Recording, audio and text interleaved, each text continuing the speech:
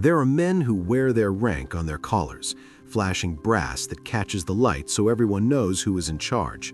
And then there are men who wear their rank in the silence between their heartbeats. The kind of men who don't need stripes because their authority is carved into the scar tissue of their souls. You can mistake a lot of things in a military town. You can mistake a gesture for a threat. You can mistake a noise for a gunshot. But the one thing you never want to do, the one fatal error that has ended careers and broken bones, is to mistake silence for weakness. It was a Tuesday night in Jacksonville, North Carolina, the kind of night where the humidity sticks to your skin like a second layer of clothing. The bar was called the Rusty Anchor, a place that smelled of stale beer, pine sol, and regret. It was the kind of joint where Marines came to forget the yelling of drill instructors, and old veterans came to remember the faces of friends who never made it home.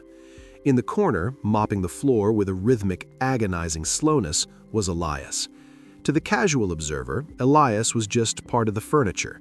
He was the janitor, the guy who cleaned up the vomit when the privates had too much tequila, the guy who unclogged the toilets without complaining.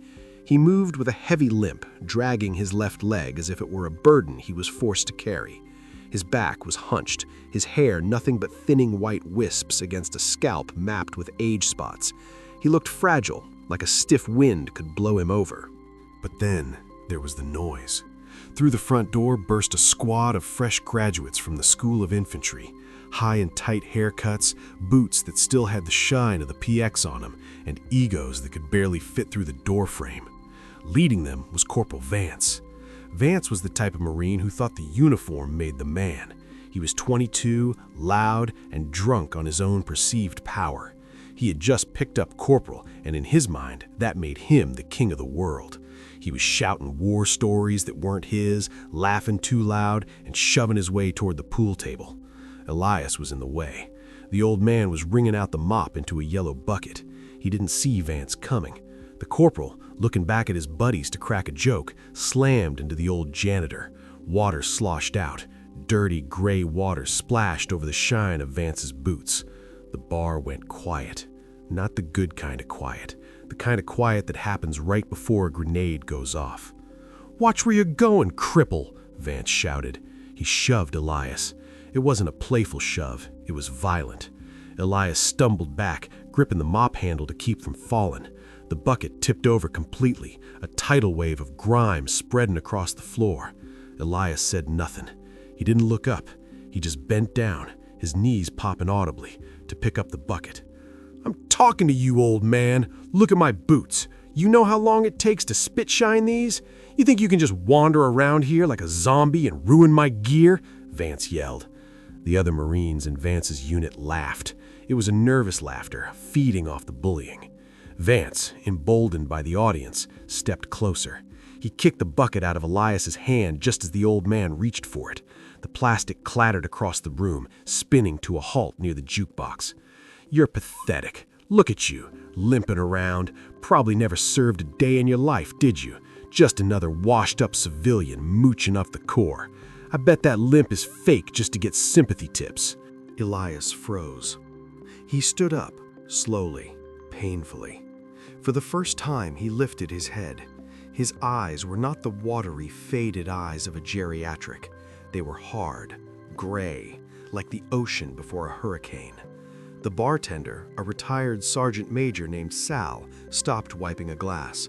He saw the look in Elias's eyes. Sal knew. Sal had seen the paperwork in the safe in the back office.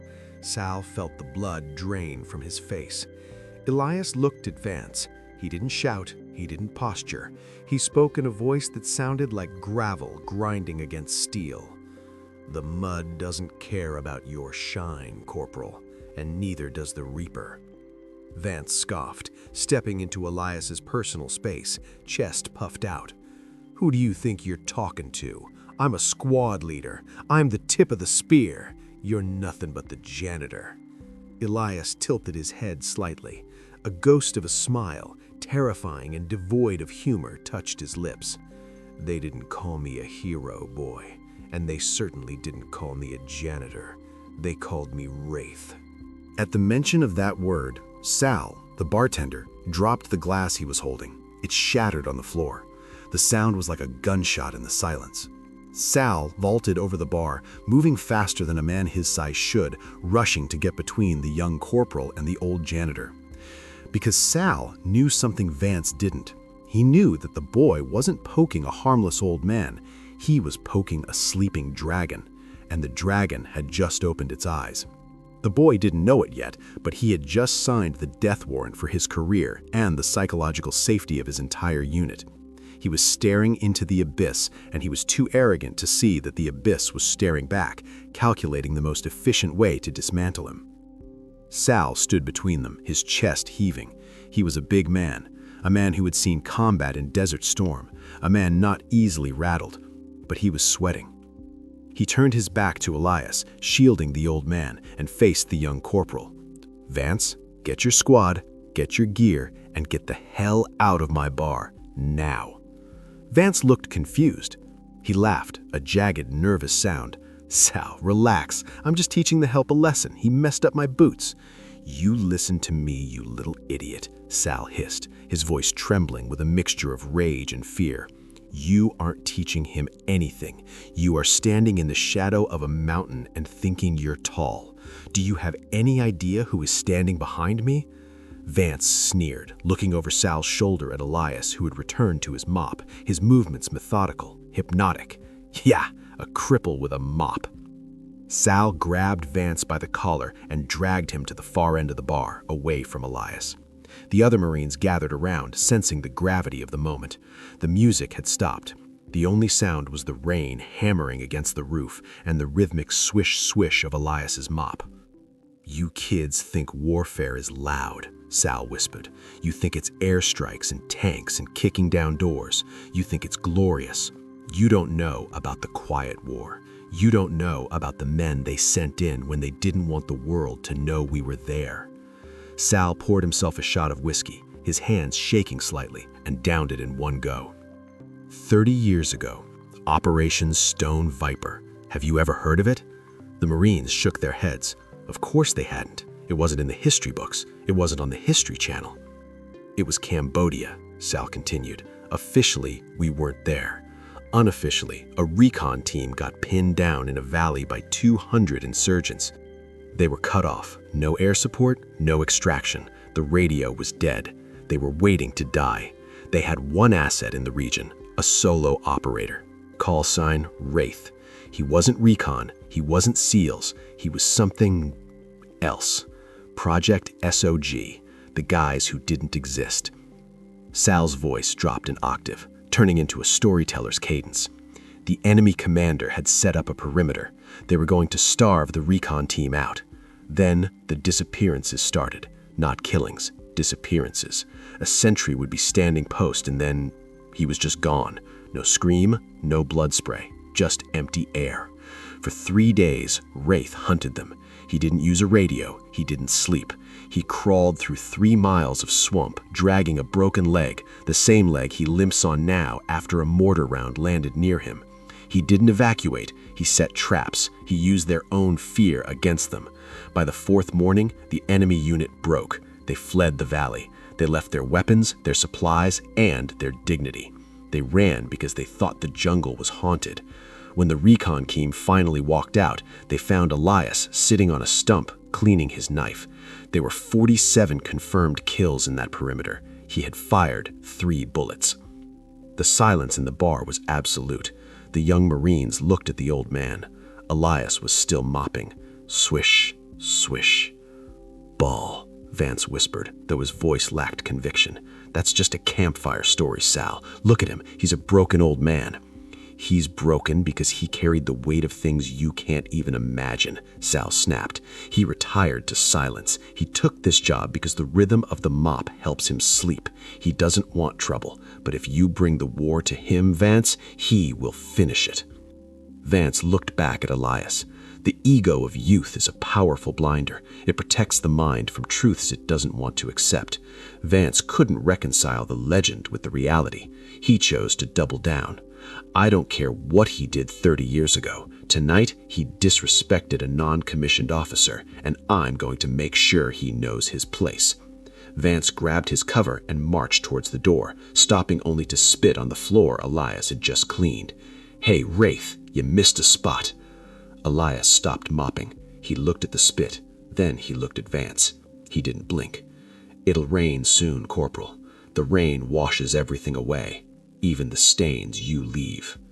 Vance laughed and walked out into the storm, his squad trailing behind him, uncomfortable and glancing back at the old man who stood like a statue in the center of the dim room.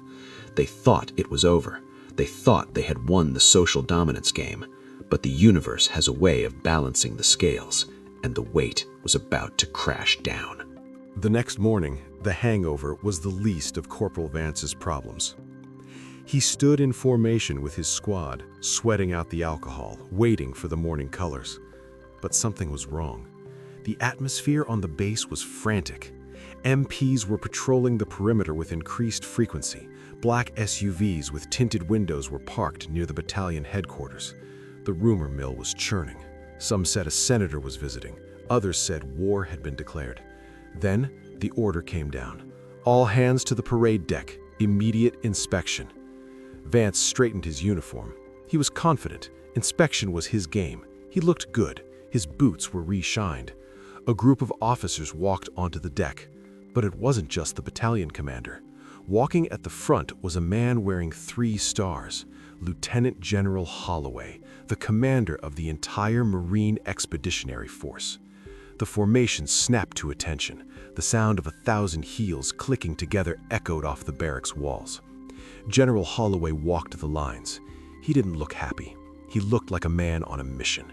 He bypassed the officers. He bypassed the senior NCOs. He walked straight toward Vance's platoon. Vance's heart swelled. "He's coming to me," he thought. "He must have heard about our gunnery scores."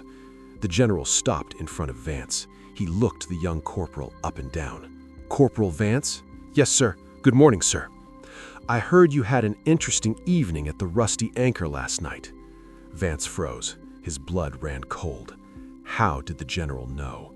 "Sir, there was an altercation with a civilian employee, sir. He was disorderly. I handled it." The general's face remained stone. "Disorderly, is that what you call it?" The general turned around and signaled to one of the SUVs. The back door opened and out stepped Elias. Vance's jaw dropped. The old janitor limped across the parade deck. The silence was deafening. Even the wind seemed to hold its breath. Elias was not wearing his jumpsuit. He was wearing a simple suit, but on his lapel is a small, distinct pin, the Navy Cross.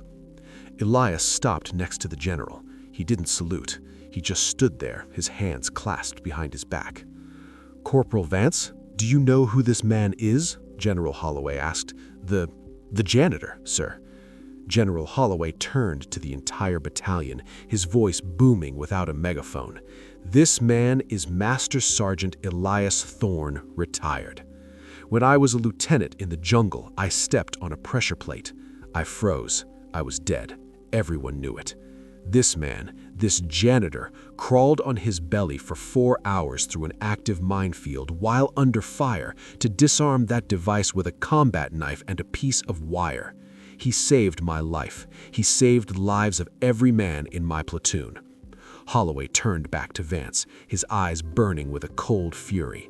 "He doesn't wear his uniform because he says he left that life behind. He mops floors because he says it keeps him humble. He cleans up after boys like you because he believes you are the future of this corps. And last night, you kicked a bucket of filth onto the boots of a man who has walked through hell so you could play soldier in a bar." Vance was shaking. Visible tremors ran through his legs. "Sir, I didn't know." "Ignorance is ammunition, Corporal," Elias spoke softly, his voice carrying in the quiet morning air. "And you just fired a negligent discharge into your own unit." The general nodded. "You think you're tough, Vance? You think your squad is the tip of the spear? Good, because Master Sergeant Thorne has agreed to come out of retirement for 1 week.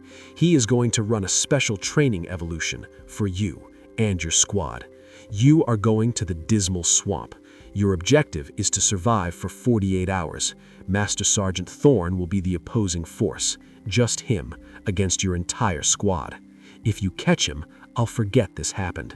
If he catches you—" The general didn't finish the sentence. He didn't have to. Elias looked at Vance. The gray eyes were no longer like the ocean. They were like the tomb. "Bring your rain gear, Corporal. It's going to get wet." The exercise began at 0600. Vance and his squad, 12 men fully armed with sim-round weapons, radios, and night vision, entered the swamp. They were angry. They were humiliated. They wanted blood. "Listen up," Vance whispered to his men. "He's one old man with a bad leg.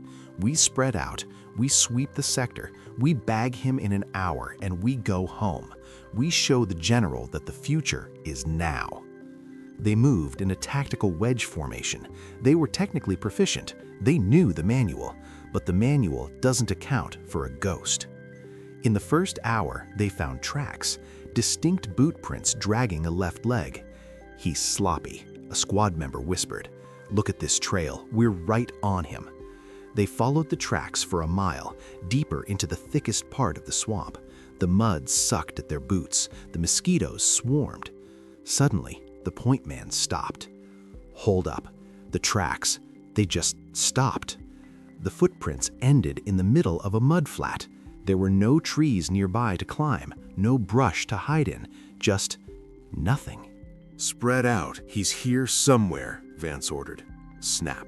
The sound of a breaking branch came from behind them. The entire squad spun around, weapons raised. Nothing.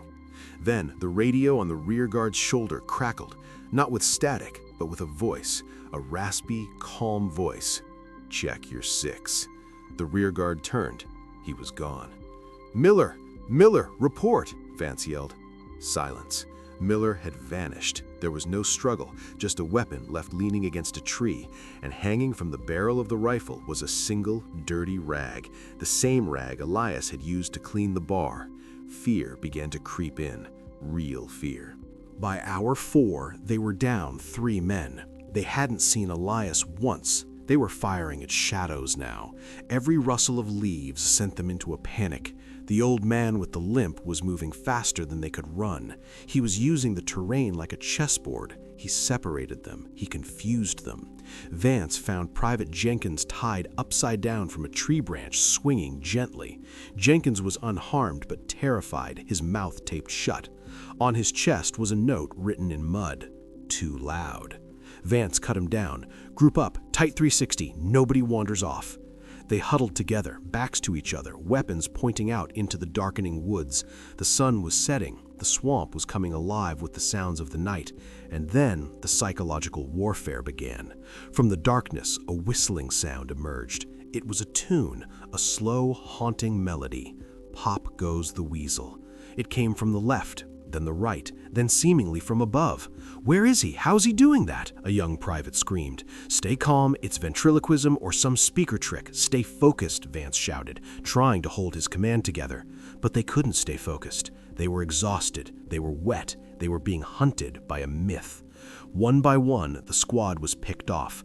A snare trap pulled one into a bush. Another stepped into a hole and found himself waist-deep in mud, unable to move. By midnight, it was just Vance. Vance was running. He had abandoned his tactics. He had abandoned his dignity. He was just a scared boy running through the dark, tripping over roots, gasping for air. He reached a clearing. The moon broke through the clouds, illuminating the water. Vance stopped, hands on his knees, wheezing. "Come out! Face me!" He spun around, aiming his rifle at the trees. "You think you're better than me? You're just a broken old man." The water in front of him rippled. Vance didn't notice it. He was looking at the trees. Slowly, silently, a shape rose from the black water mere feet from where Vance stood. It wasn't a man rising. It was the swamp itself taking form. Covered in mud, eyes glowing white in the moonlight, Elias stood up. He held a combat knife, a training rubber dummy knife in his hand. Vance turned. He screamed. He raised his rifle, but he was too slow. Elias moved with a terrifying burst of speed. He swatted the rifle barrel aside, stepped inside Vance's guard, and brought the knife across Vance's throat. Vance froze. He felt the cold rubber against his jugular. He smelled the swamp mud on Elias's breath. Elias leaned in close, his voice a whisper that sounded like dry leaves sliding over a grave. "You're dead, Corporal. You died 4 hours ago when you left your flank exposed. You died 2 hours ago when you let fear dictate your movement. And you died just now because you forgot to look at the water." Elias stepped back. He didn't look winded, he didn't look tired. The uniform doesn't make you a Marine, son. The willingness to become the mud does. Vance fell to his knees. He dropped his weapon. He didn't cry. He was past that. He sat there in the mud, staring up at the old janitor, finally understanding the distance between a rank and a warrior. The unit returned to base, broken, humble, and changed. The general didn't discharge Vance. He didn't strip his rank.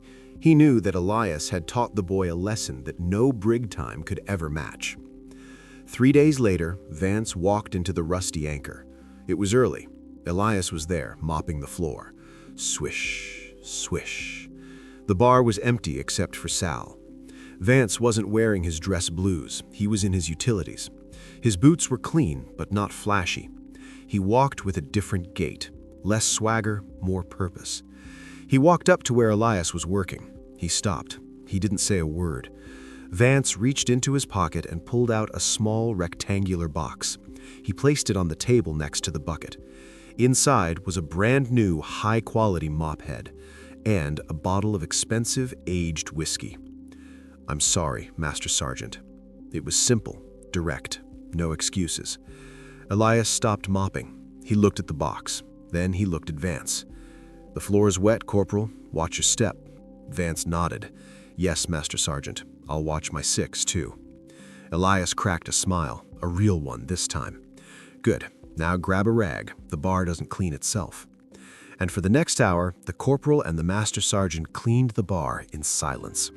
It wasn't an awkward silence. It was the silence of understanding, the silence of respect. Because in the end, we are all just men made of mud, trying to keep the world clean for a little while longer. Humility is the most expensive armor you can wear, because it often costs your ego to put it on. But it is the only armor that can save you when the true enemy arrives.